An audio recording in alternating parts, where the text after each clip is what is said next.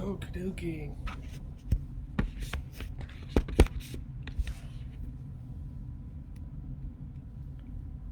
Do. Oh, can't see. Here we go. Now I can see. All right. Hi, people of the world.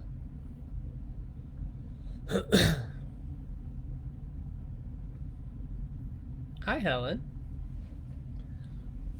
Let's see. So, there are some things I would like to discuss, but how do I make this bigger?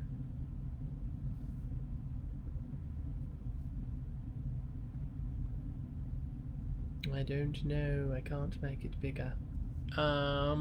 Hey, Aaron.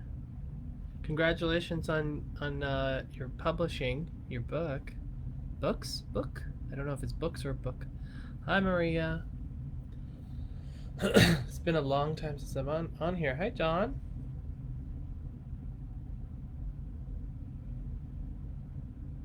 Hello. Welcome. There's some things I want to talk about. Right, yeah, that's what I'm going to talk about. Just letting some people pop on, and then we'll kind of get started with what I want to say.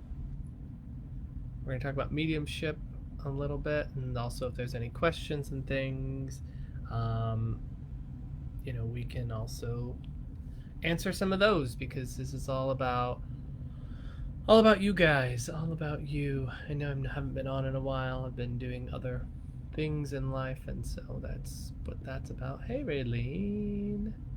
So good to see you. Loving all my people coming on here so we can talk about that mediumship.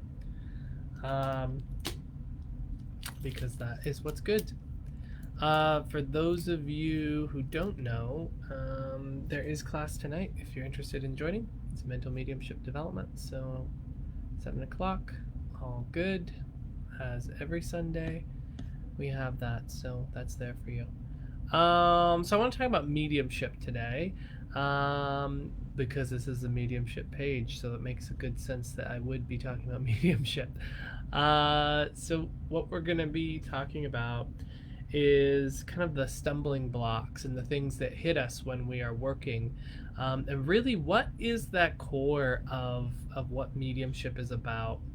And I was a little bit inspired from some of the mentoring sessions that I was doing, that kind of just made me feel kind of that we should discuss some key things. I'm sure I've said this before in some other videos of mine, but in case that I haven't,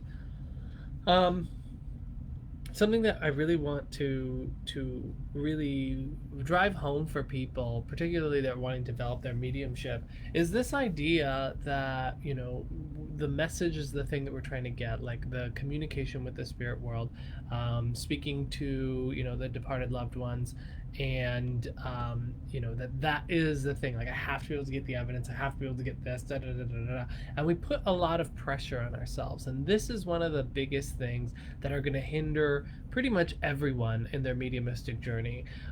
As has been said a million times, mediumship requires a sense of freedom. It requires a sense of relaxation, and that's when it works the best. I want all of you who are mediums who are watching this to think about all the times where your mediumship has been incredibly clear, incredibly accurate. I'm almost certain that it's always going to be in situations where you have allowed yourself, or the person was very comfortable, the person was very relaxed, and you both had this sort of sense of like, oh, this is easy, this is fun, this is relaxed. That's usually when you're going to see your mediumship actually be its strongest, be its best. And so it's always about us allowing ourselves to surrender to the present and to let go of all these pressures that we put on ourselves. One of the biggest ones that we put on ourselves is this belief that we as mediums have to prove survival. And this is one of the ones that really prevents mediums from being able to even do the thing that they're hoping to achieve. The reason why is because think about how you feel when you feel this sense of prove it to me. So if I came in front of you and I wanted a reading and I said, all right, show me what you got, prove it to me. No, I'll believe, but just show me, prove it to me, make me Make me know that you can do this. If I were to do that to you, what is the first thing that's going to happen? Think about what you would feel. Think about it right now. What did you feel in that moment when I'm saying, okay, show me what you got? You probably felt a sense of nervousness. You probably felt a sense of, oh, that tightening sense in the stomach, fear, any one of these emotions. And all that does is when we have fear, our energy goes whoosh and closes down. We're no longer relaxed. We're no longer open. We're no longer receptive to the other world, to their experience, and to being able to feel into that presence. And so what happens? We shut down in a way. I mean, how many of us have felt, in a moment when we're maybe in a practice circle or something like that, and someone says, okay, but tell me how he died, right? Well, can you just get me this information? Um, well, when you're developing and when you're learning, that kind of thing really throws you. And that kind of pressure that you're putting on yourself really does throw you. And so it's so important for us to learn to accept that it's not our job to prove something. The best that we can do is give what is coming and what we are experiencing exactly how we're experiencing it. And what I mean by that is so many people will start to feel something or see something, and then they jump to what it must mean for the spirit person. And what you'll often find is that's why you get no's. But if you were to say something and then I were to ask you, okay, how did you experience that? How did you get that information? Like, what exactly did the spirit world bring to you that gave you that awareness, that sense, that experience, whatever that is? What exactly did you experience? And what usually happens almost every time is that when I ask you to describe exactly what occurred, your sitter is going to be like, oh yeah, I could take that. Yeah, no, when you put it like that, I can actually totally understand that. And that is such a key thing in our ability to give accurate information. Describe it exactly how it happened. The other thing that people often do is that they're going to get an experience and then they're going to think that that little chunk of information that they got is all of it, is the whole picture, is the whole enchilada of what the spirit world's trying to bring. And so then they go, okay, they're showing me, this painting. Can you understand what the painting? Okay.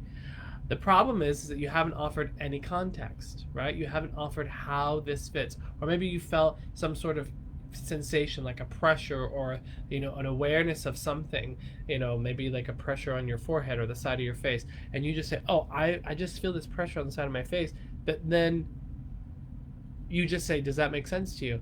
Well, you again haven't given any context. So where is it that we get context from? How do we know what these things mean, right?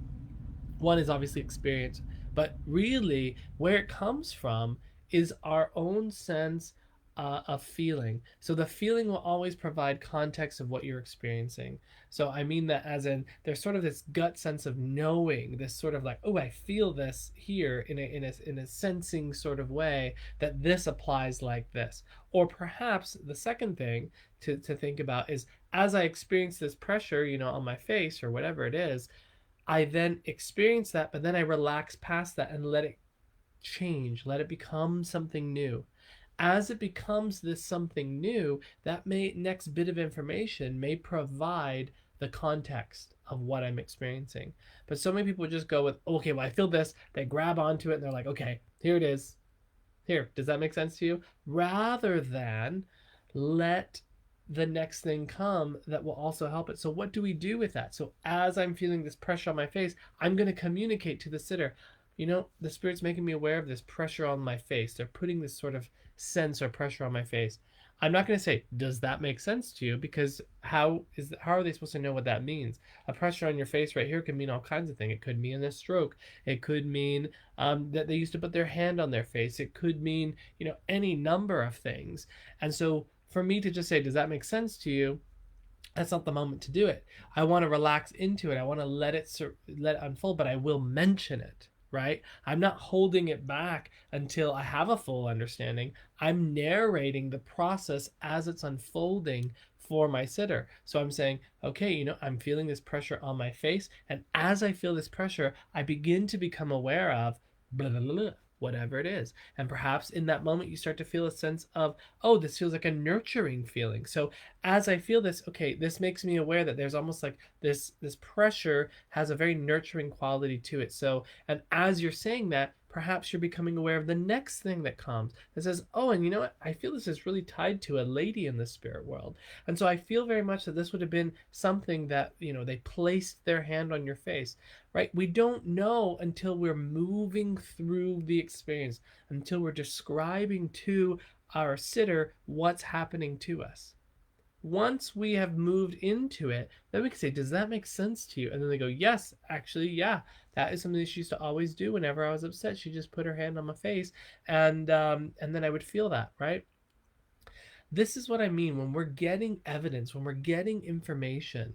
We want to avoid this idea that it has to look like this. It has to be this already. Otherwise, I can't speak. Because what two things happen? One, we'll start to make conclusions that aren't correct because we haven't had all the information yet. And two, we're going to start to rush things along, like make them out to be something that they're not. We start to interpret and try to guess at what they might mean rather than just let each chunk of information come along so that you can understand what the heck they're talking about. Now, that being said, it's not your job to understand what is coming through. And what do I mean by that? It's not your job to have a running story or running picture about what's being talked about, what's being said. If you do that, you're going to often be wrong. The job of the medium is to be the little telephone receiver. All you have to do is allow that information to pass through you exactly how you experience it without changing it or adding to it or taking away from it. So I don't want you to edit, but I also don't want you to extend it. I want you to give it exactly how it's coming to you. When we do that, you're more likely to get yeses rather than nos, right? Because now you're describing it in the experience. And as long as you're giving enough context, the person's going to be able to understand what the heck you're talking about. Hopefully that makes sense to you. The other important thing with all of this is we have to learn to not pay attention to the information and as we're giving it. So many people, as they're talking, start to create a story in their mind. And this is usually with those newer mediums, but maybe even, more seasoned mediums. We start to listen to what's being said, and then our brain starts to create a story or an image or an archetype or something like that. And when we do that, unfortunately, what happens is we start to leave the spirit behind and start to create a story in our mind of what this all means. A very good medium can be able to just give their experience without listening to it and then interpreting what it all must mean. Because what I can tell you from my own experiences, from the experience of other teachers and things that I have had, they will tell you themselves, the trick is to not listen to what you're giving. It's just to give without trying to make it all make sense to you. Because the information, as long as the sitter understands it, that's what's important. It's not important for you to really understand how it all fits as long as the sitter understands. So you want to do your very, very best to try to get out of the way in that process and only pay attention to what is the spirit bringing me? What is it that they're giving me moment by moment? And you do want to, always check in with your sitter that they can understand that. So many people I see will kind of ditch their sitter and they'll just start talking, and they're just giving all this information without ever saying, does any of that make sense to you? And really, you're doing a disservice to yourself in those moments. Now, can you do that? Of course you can. But you're doing a disservice to yourself because every time you get that little injection of your sitter's voice, of your sitter's encouragement in that way, it causes you to relax, to feel more confident, as well as they're providing the vibration that is the whole link is built off of, right? They're providing that energy source. Yes, you are a participant in that too, but every time they give that to you, you're going to feel the closeness of that spirit communicator coming closer and closer and closer. That's going to make things clearer for you.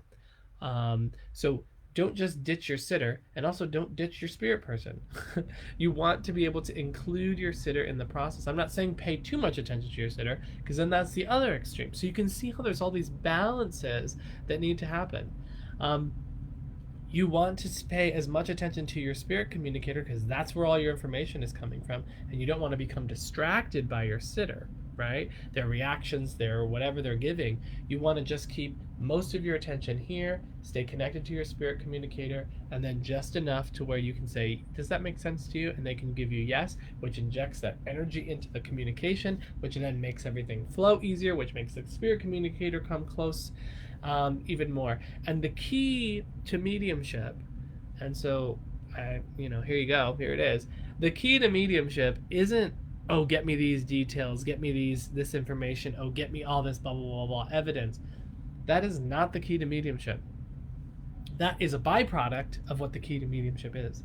And the key to mediumship is developing your sensitivity and your ability to blend with the spirit world. So blending effectively with the spirit communicator is going to be the key that's going to make this work for you. If you are not blending with the spirit communicator as the priority, and what does that even mean, like blending with the spirit communicator? It means my job as the medium is to pay attention to if my mind is coming into the communication, right?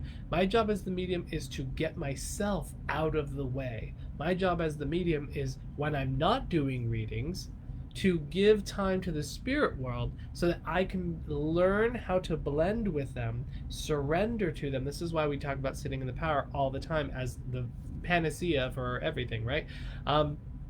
So we want to really make sure that our main goal as the medium is to blend, connect, and surrender to the spirit world.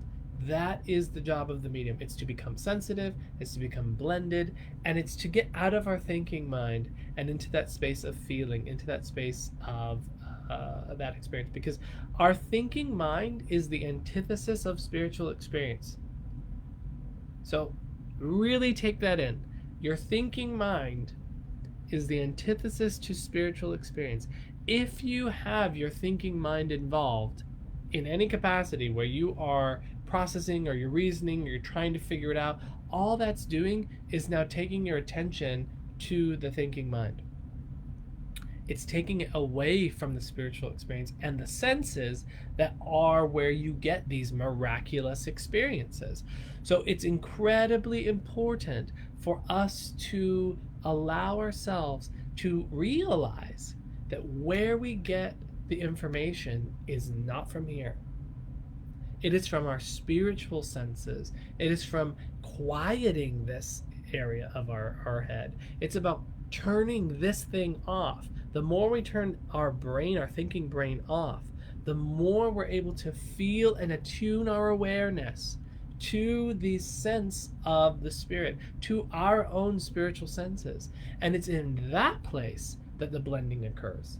It's in that place where we are able to surrender and where we're able to get all kinds of information. That's where the miracle stuff happens. So many people are like, well, how did you get the name you'd never heard of? Or how did you know that this place that you've never ever been to or had any concept of? How did you get that? Well, it's because I wasn't depending on what my brain knew. I was relying on what my spiritual senses were perceiving. And the more free that I am, the more that I can trust and not feel tension, right? Then I'm going to experience the presence of those in the other world. The more that I can experience and relax into the presence of those in the other world, the more that I'm going to be able to give information coming from them and not coming from here. When I try to work from this place, this is going to shoot me in the foot every single time. That will always mess you up. The magical things that happen from the spirit world happen because of their presence and our ability to surrender. So you as your medium, in your mediumship, in your development, wherever you are, take your attention away from this end result and bring your attention to surrendering your awareness, to surrendering your thinking mind, so that you can relax deeper, develop that closeness and connection with the spirit world, because that's where it's going to happen. Your job is to get this out of the way. The more you get this out of the way, the more all that information that you want to come through is going to come through. Now, how you deliver that information is going to be more important, right? So if you're delivering it through this lens of this that wants to try to understand all the bits of information that come in, and then you end up changing the information as it's coming out of your mouth, that's why you get it wrong, right? Because this just came in and tried to make sense of it, right? You just tried to make sense of it with your thinking mind, and that's what screws you up. Don't worry about that. Just describe your experience as it's happening, the way exactly it's occurring, and you will tend to be right so much more. And if it's not that, talk to me and we can figure out what the heck's going on, because that's what we need to do. So don't direct it. Let the spirit world bring it to you. Let go of this idea that you need to be able to go get this information. Because when you are trying, you're creating tension. I'm searching now. I'm trying to get information. That is not a brain or a mind that is free of tension. That is a brain and a mind that is trying to get something. What happens is when we're relaxed, when we're open, when we're free, and when we're just flowing, the spirit will provide every single thing that you need. So do I think it's helpful to have a list of different things that are possible to get? Sure, yeah. Have that list, especially when you're developing in the beginning. It gives you a nice little structure of knowing what kinds of information are possible. But as you kind of move on with that, let go of what these other teachers have said, that you need to get this, this, this, and this, and if you don't get this, this, this, and this, get off the stage. That's not how this works. That's not valuable to you as a medium, because now you're telling the spirit, I need this information, rather than saying, Spirit, what is the information that you want to bring? What do you want to give? You know this person, you know what they need, you know about your life. I don't know about your life. Sure, I can read a list of like his height, his eyes, his color, weight, whatever. It's facts about the person's life. But there's so much more to a message and a communication than just facts about a person's life. It's not just that. We don't know what kind of information is going to be meaningful and valuable for the sitter. We don't know that. We don't have that knowledge ahead of time. And so what we need to learn to do is to trust what comes from the spirit. Trust that the spirit world's going to bring us exactly what we need. And the job that we have is to surrender ourselves to that process. Say to the other world that help me to get out of the way, help me to surrender, help me to let go. Teach me how to just give without trying to interpret. You're not doing this on your own. And when you start to feel like you're doing this on your own, you will know it, because you won't feel the presence there anymore, and you'll just feel that tension in your head, or you'll feel like you're reaching or you're grasping, or like you're trying to grab at straws. It feels like this very loose, like unfamiliar sort of feeling, rather than following the experience of that presence and describing that experience of how you change from moment to moment. That is such a key and important aspect. How does this presence of this spirit that I can feel clearly change me from moment to moment? And that is what the evidence is. That's where the energy is. That's where you keep your focus, is on the presence and how does it change me. This is why I always say that, mediumship, its foundation is clairsentience. It's in the power of feeling. That is what's telling you. If I can feel the presence of the spirit person there, then I know I can confidently describe and give what they're trying to give me. I'm giving you all of this because I think it's so important for us to move away from this idea that we have to go get this information, that we have to make this thing happen. It is truly about our surrender to the power and the presence of the other world. They have, within their knowledge and wisdom and essence, they have what we need and what we're trying to get. What happens is that we get our head, our thinking mind, in the way. We get ourselves in that process. And this is the understanding of what that is. Again, I want to take you back to your own experiences where you've had such a clear and accurate reading or a clear and accurate thing, it will always be marked by a sense of relaxation, or a sense of calm, a sense of surrender, a sense of following along what the spirit world is bringing you. And this is such an incredibly important aspect to our development. Your job isn't to go get things. Your job isn't to make things happen. Your job is to be still. Your job is to surrender. Your job is to allow this experience to happen to you and then just give what this experience is. I hope that that makes sense. For those of you who feel that there's tension, when I'm working, oh, I feel this nervousness, oh, I feel this fear, or oh, I don't want to get it wrong.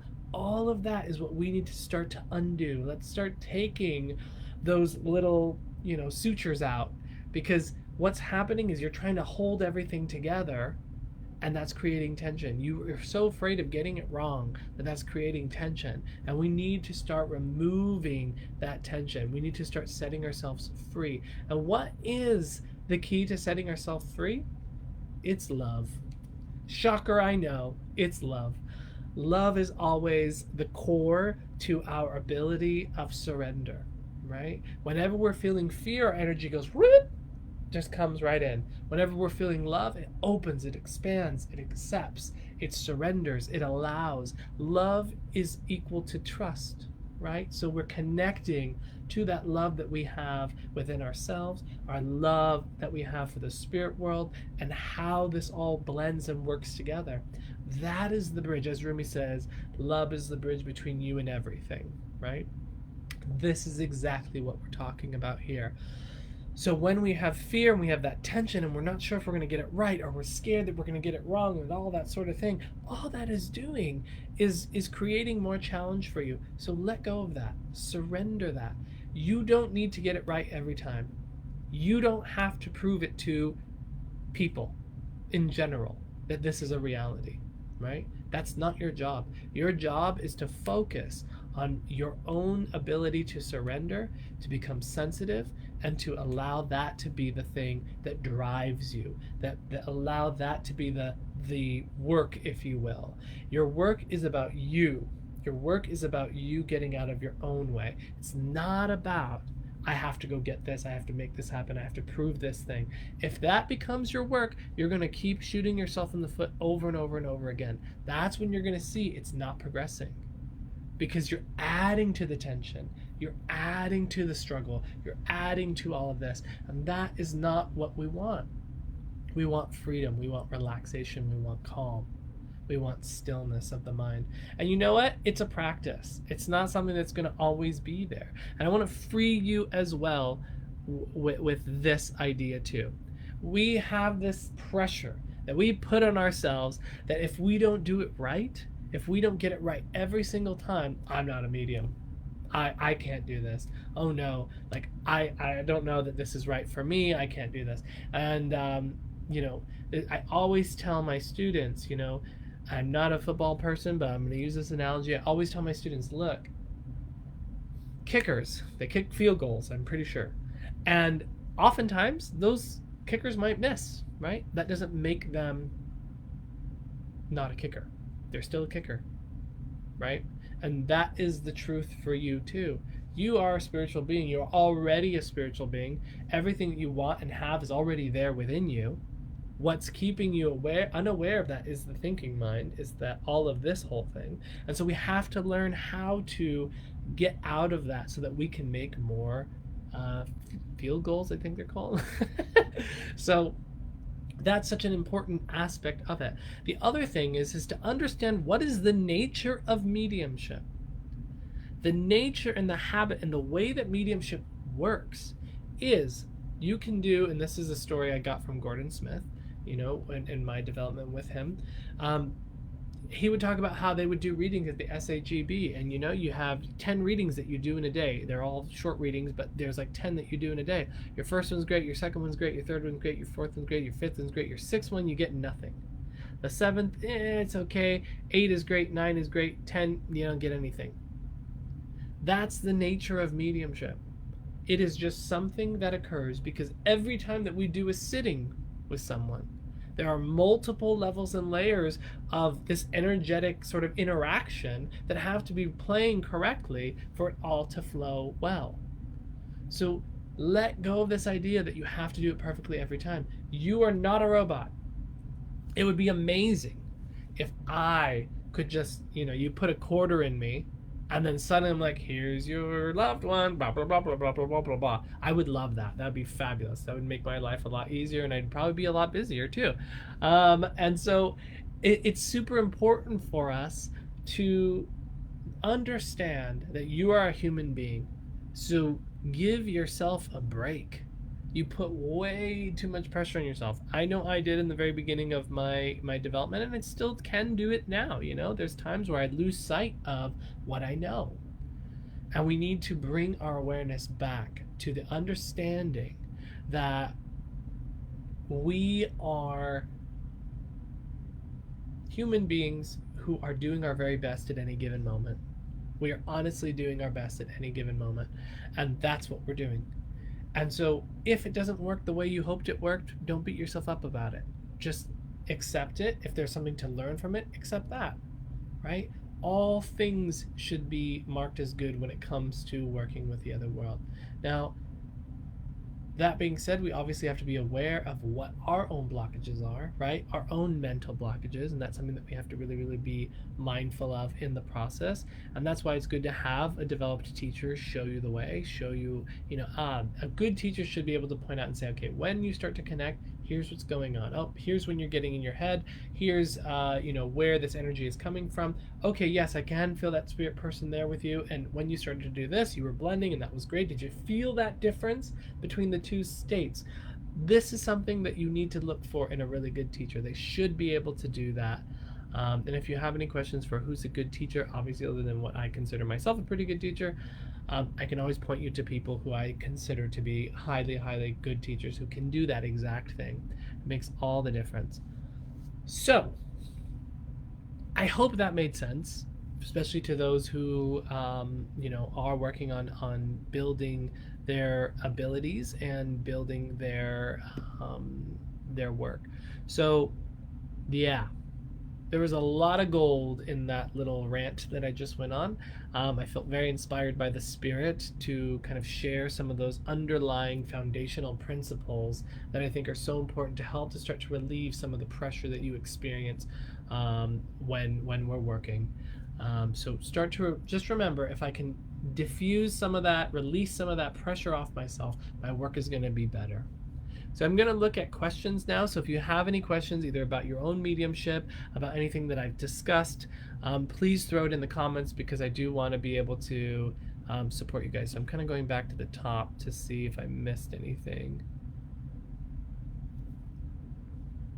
Yay, I'm happy you guys are watching. Hello, Deborah.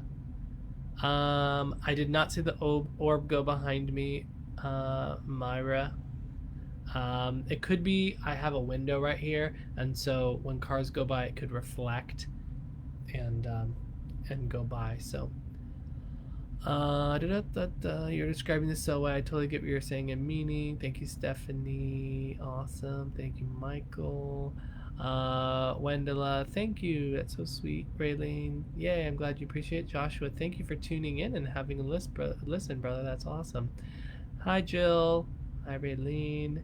Watching this again, yeah, please do, because honestly that's like what I tell pretty much every student that I have, and so really take that on board, because everything that I discussed in this video is something I want everyone to understand and know, to free your mediumship, because that's what we want to do.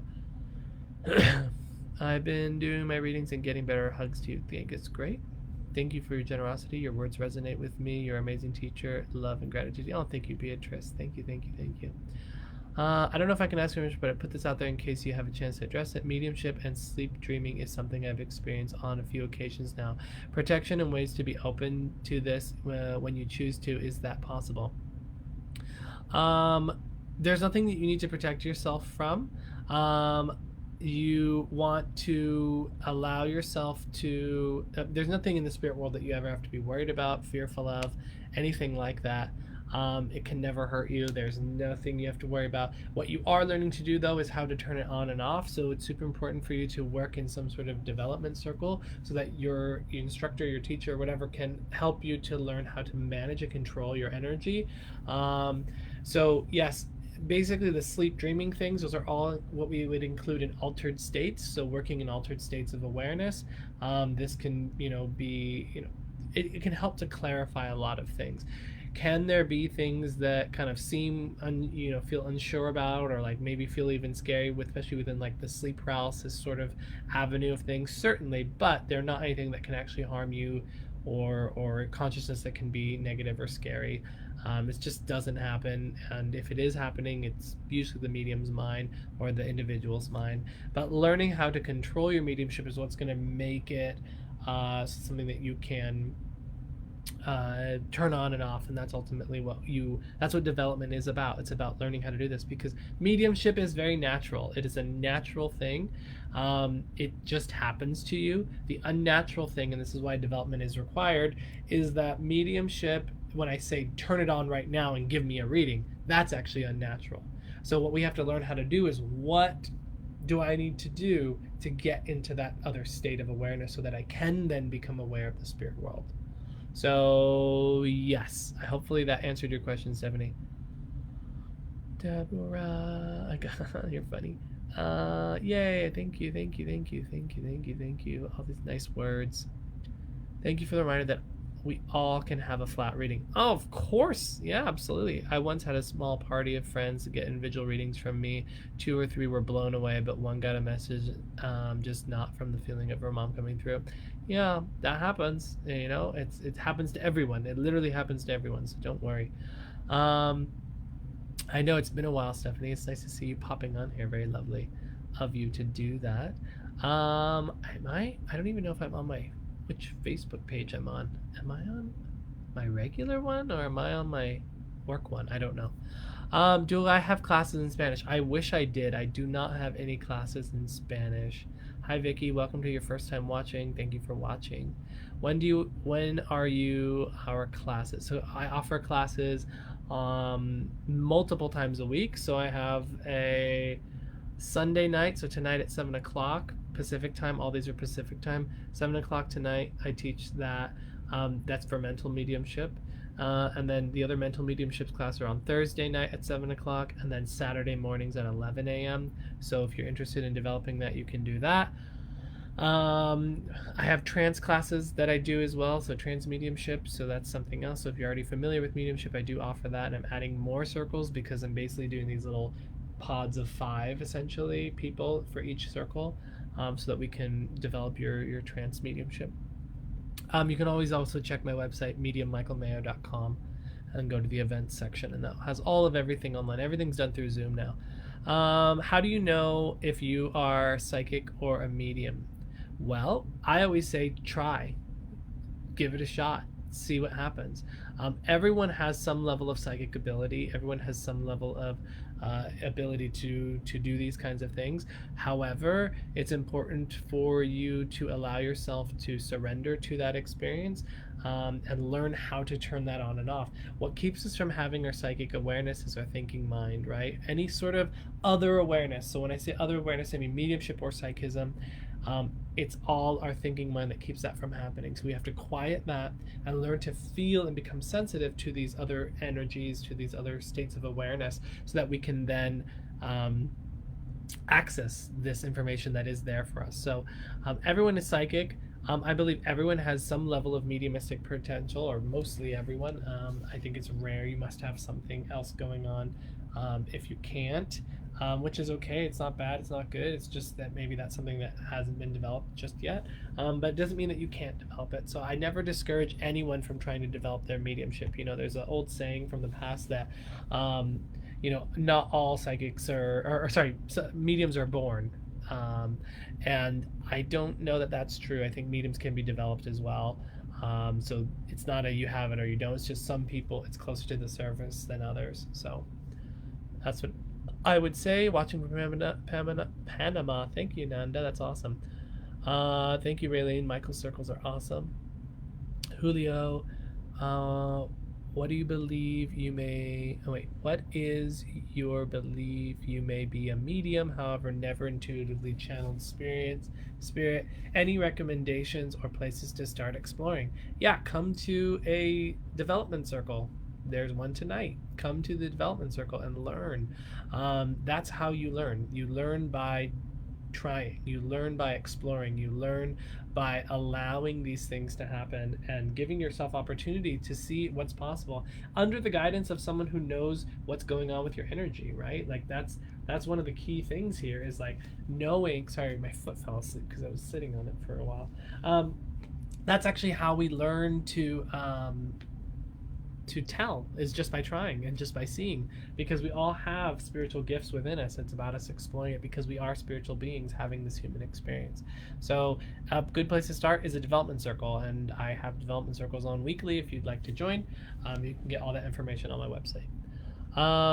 In regards to protection, oh sorry, the other thing I'll throw in there too though is books. So Gordon Smith's what's it called, what is the book that I want to describe that's Gordon Smith's?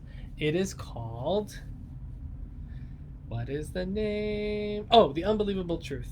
That's an excellent book for learning and for understanding about the nature of what mediumship is, and also just the spirit world, and just getting a good understanding of that. So The Unbelievable Truth by Gordon Smith is good. Another option would be the Intuitive Studies book by Gordon Smith again. So both of those I would recommend for anyone who is interested but maybe doesn't feel necessarily ready to jump into a development circle. In regards to protection, I've had a lot of problems with when I tried to do this. It has worked, but I have sleep paralysis and have really dark entities that are in the room and doing things, pressing on the bed. I feel the oppressiveness. So you mean that can be something in my mind? Yeah, absolutely. So I don't know if you've ever looked into, Stephanie, I don't know if you've ever looked into the history of sleep paralysis, but sleep paralysis, there's almost always this thing where they used to call like the witch that sits on your chest. So many people when they're in sleep paralysis see something in the room. It's often ugly and scary, and it's often touching them or doing something that's very, very oppressive. When we look at brain scans of people who are actually in sleep paralysis, they actually model what the brain looks like when it's awake and also when it's dreaming. So you're sort of in that in-between state where you're not fully awake, you're not fully asleep, and that is a very common experience to see scary, deformed, like blah, like all kinds of crazy things when you're in sleep paralysis. And part of that I think is the mind. It's coming from the mind and the fear of the mind. But also seeing, is it actually scary? Is it doing anything? But that's literally an incredibly common experience, which is probably why people think that there's like demons and things like in their room and stuff like that. But it's really, really not. But it's a scary thing because you can't move, and then you realize you can't move, and then it becomes fear. And when fear hits, then everything that you're experiencing passes through this lens of fear. So now you're not being neutral about your experience. So even if you did see something that looked scary, if you don't have fear, maybe you actually could interact with it, and you'd realize, oh, you just look scary because that's what my brain is coloring you as because of the experience that I'm having. But so I wouldn't worry too much about that. Anything that happens to you in your dream sleep states, there's nothing scary, bad, or anything negative that can happen to you. So having 2 out of 3 super happy sitters with 1 sitter just getting a flat reading, I always think of it as you do not always have an incredible feeling or jive with every person you meet. Some people become friends easily. Well, yep, that's true, Don. It does play a role. People's openness, people's comfort level, all that sort of thing, that all plays a role. Also, my first time catching you. Thanks, Melina. Thanks for tuning in. Janet, thank you. Explained so well. I like your teaching style. Thank you. Any chance on maybe you can tune in to me and maybe let me know the message I might be missing? I'm also interested and want to know more. So Melina, I'm not necessarily working at the moment, so that's a different headspace. However, I would recommend you come to a class or a circle or something like that, because that's where we're more likely to be able to assess those kinds of things. Tonight, how do I sign up? Go to my website and you can RSVP at mediummichaelmayo.com, go to the events, and it'll say Spirit Circle Sunday that has been moved online, so you can do that. Yes, Stephanie, you saw the hag. Perfect. So you know exactly what I'm talking about.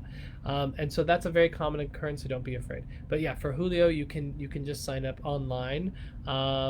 So yeah, and it'll give you payment information and the link for the class. So it's something you can do.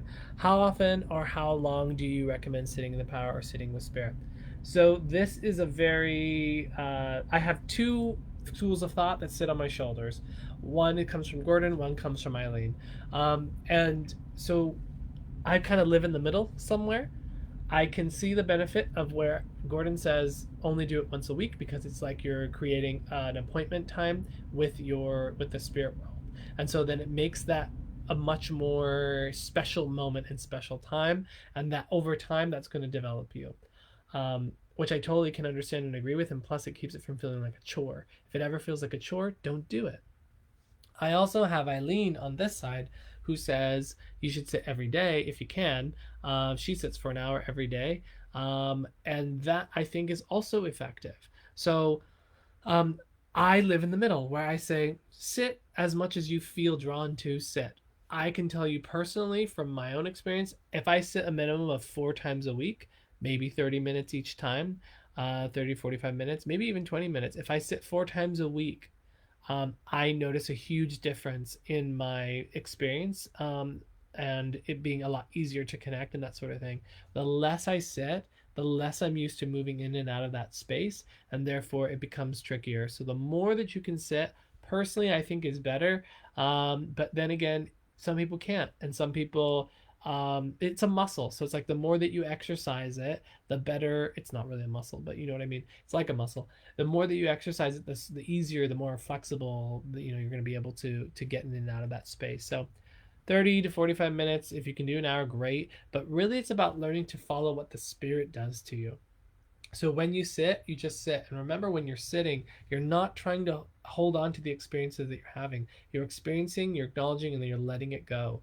It's about you just learning to not grab onto anything and go on the journey of what's happening moment by moment, which is eventually what we end up doing with mediumship anyway. So surrender and let yourself be still as much as you can. If thoughts and feelings come on, give yourself something to bring your awareness back to, whether that be the breath or the energy around you. All of these things are going to be super helpful. So sitting in the power, it's really up to you. But for me personally, I think sitting, at least 4 times a week is great. But if you can't do that and you can only do it once a week, sit that once a week, but make that an important appointment that you don't miss with the spirit world, is what I would say. Michael's development circles are very safe and easy to join in and learn, very unintimidating. Oh, thanks, Raylene. That's sweet. Love the topic. Thank you, Michael. You're welcome. Deborah. Thank you. That's super helpful. You're welcome. Thank you. Yep. Yep. Perfect. Thank you. Awesome. You're signed up. That's great. Oh my gosh, synchronicity. I've been asking Spirit for exactly this. Yay! That's what I like about Spirit, is that they hear us and that they respond. So I'm glad that you have found that helpful, Tabitha. So any other questions? I have a few more minutes on here, so please feel free to ask anything you want to ask. I've never sat with Spirit or sat in the power. I'd love to learn more about the basics. Which class should I begin with? Tonight's class you can begin with pretty much any one of them. Sundays evening, Thursday evening, and Saturday day. Any one of those, Saturday at 11. Any one of those are great. You can learn about that. I always talk about sitting in the power and what that means. I also have a sitting in the power meditation on my website. I don't know if the explanation is there. I don't think the explanation is there, but I wonder if I have a video on YouTube about sitting in the power. I have a beginner's mediumship series on YouTube that you can always check out too. So that gives you some beginner stuff. I don't remember if I ever uploaded the sitting in the power one though, so I have to go back and look at that. Trying to think if I have anything I can just put up there, but anywho, the other option too, I think I'd go through all of this stuff on a program on Mediumship Mentors. Mediumshipmentors.com. Hold on, let me look. Medium, which you can, nope, that's my website. Mediumship Mentors, I think you can just get mine if you want to. Mediumship mediummentors.com. I think you can literally just buy mine by itself, so you don't have to buy like the whole thing. Let me see. Oh, and you can also buy the class that Gordon and I did together, which was really good. So I highly recommend that. I think it's like only 20 bucks or something. Let me see. Yeah, it's $20. So that was a really good class. So it's the replay for advancing your mediumship with Gordon. So that's really good. But if you go to this website and then you go find my, well, I guess I should just take you straight to it. Let me just take you straight to it so you don't have to do anything else. Interviews, click on interviews, Medium Mentors, yeah, mediummentors.com. And then you can click on replay live. Nope, that's live Q&A session. We don't want that. Why do we want? See, I don't even know how to use this website. Classes, it's probably classes, not interviews. Let's see. Wait, where the heck is that? No, give me 1 second. Sorry. Just trying to get you this in case you want this. I thought you could just buy each class on its own. Let's see. That's a bio.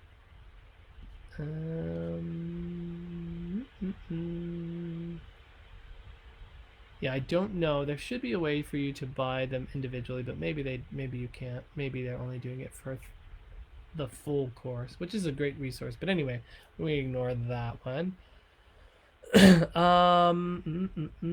Let me see. I've never sat in the spirit. Yep. So we talked about that. So yeah, come to a class. I'm sure that you will enjoy that. Gotta go. The day is calling me. Thank you, Dawn, for tuning in. I'm so glad you enjoyed it. Hello, Nicole. Shout out to Erin. She developed a sit in the power meditation. Absolutely, Erin. I'm sure Erin has a lovely sit in the power meditation. Yeah, so just go to my website and then you can come to a class. That's the best thing I can tell you is like, if you want to develop, come to a class. They're very cheap. I think they're 25 bucks. So like, come check it out. And that should be that. Here's the one Gordon and I did though. So I think this is, so if you want to go look at, nope, that's the mentors page. Wait, is it? Let me see. Here we go. It's this one. This was a great class. We had such a great time for that. No need to worry, Peggy, that you missed it. You can play the replay, and that's the nice thing about Facebook.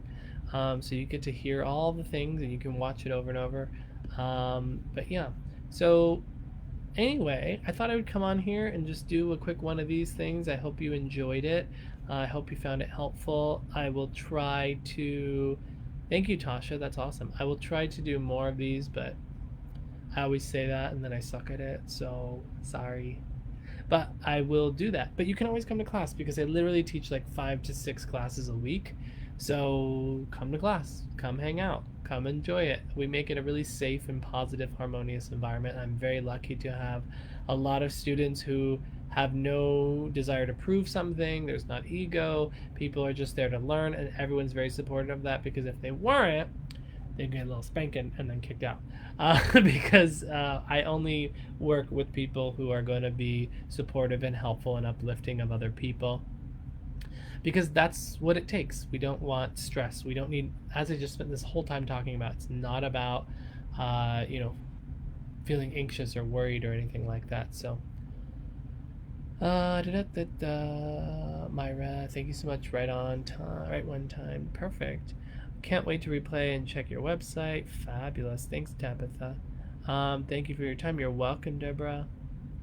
Lisa, I miss your in-person classes terribly. It's nice to see you on live though. Yeah, I miss my in-person classes too, and unfortunately they're not going to happen for like a really, really long time. So Lisa, you can always come to the online classes, which are great. So come check them out. Where do you teach? I teach through Zoom. Normally when I was not COVID, then I taught in person a lot, multiple times a week in Orange County area. And then, abroad when I was traveling and doing workshops and all of that good stuff. So hopefully y'all got something out today. Honestly, this is a really solid video with a lot of really good information. So I really hope you'll play it back and have a re-listen.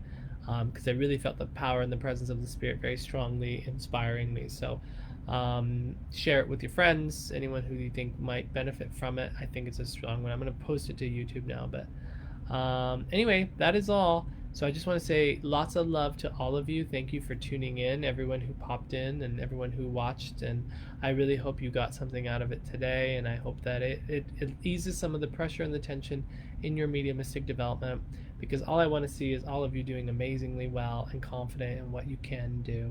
So I send you all my love, sending you all my gratitude for your continued support. And I look forward to working with you in the future. Thank you, everyone. Bye.